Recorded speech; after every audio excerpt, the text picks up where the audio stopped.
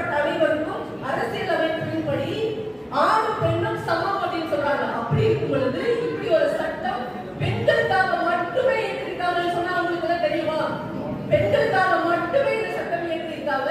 இந்த சட்டத்தின் உதவியை ஆண்கள், என் மனைவி வந்து என்ன கொடுமைப்படுத்துறா அப்படின்னு சொல்லிட்டு எந்த ஆணும் இந்த சட்டத்தின் கீழ் புகார் கொடுக்க முடியாது.